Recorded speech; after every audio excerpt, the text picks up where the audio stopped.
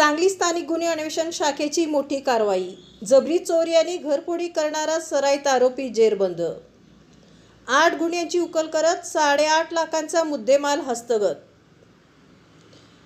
सांगली जिल्ह्यातील मालमत्तेविरुद्धच्या गुन्ह्यांवर आळा घालण्यासाठी स्थानिक गुन्हे अन्वेषण शाखेने मोठी कारवाई करत जबरी चोरी आणि घरफोडी करणाऱ्या सराईत आरोपीला अटक केली आहे।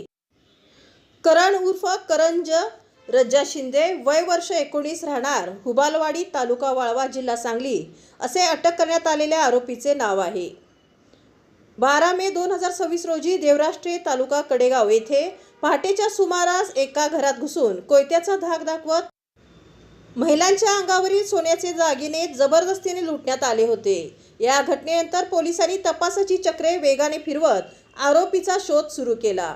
पोलीस अधीक्षक तुषार दोशी आणि अप्पर पोलीस अधीक्षक कल्पना बारोकर यांच्या मार्गदर्शनाखाली स्थानिक गुन्हे अन्वेषण शाखेचे पोलीस निरीक्षक संजीव झाडे, सहाय्यक पोलीस निरीक्षक राजेंद्र यादव, राहुल घुगे, पोलीस उपनिरीक्षक योगेश शेलार तसेच त्यांच्या पथकाने ही यशस्वी कारवाई केली। 18 जून रोजी तासगाव परिसरातील 5वा मैल येथे मिळालेल्या गोपनीय माहितीच्या आधारे छापा टाकून आरोपीला ताब्यात घेण्यात आले। आरोपीच्या झडतीत चोरीचे सोन्याचे दागिने आढळून आले। तपासादरम्यान आरोपीने साथीदारांसह सांगली आणि सातारा जिल्ह्यात जबरी चोरी, घरफोडी आणि दुचाकी चोरीचे एकूण 8 गुन्हे केल्याची कबुली दिली।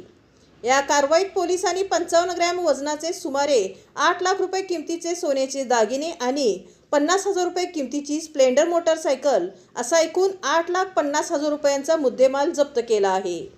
या प्रकरणी आणखीन 5 साथीदारांचा शोध सुरू असून आरोपी आणि त्याच्या टोळीवर खून, दरोडा, जबरी चोरी, घरफोडी, दुचाकी चोरी तसेच मोकासारखे गंभीर गुन्हे दाखल असल्याची माहिती पोलिसांनी दिली आहे। या यशस्वी कारवाईत पोलीस हेड कॉन्स्टेबल उदयसिंह माळी, संदीप गुरव, मच्छिंद्र बर्डे, अरुण पाटील, सतीश माने, मोतीराम खोत, अमर नरळे, सूरज थोरात, विनायक सुतार, अभिजित ठाणेकर, संकेत कानडे, सुशांत विक्रम कुंभार, विनायक सावळगे, प्रवीण मलमे तसेच सायबर पोलिसांचे सतीश अलदर, किरण परदेशी, विजय पाटणकर आणि कॅप्टन गुंडवाडे यांनी सहभाग घेतला।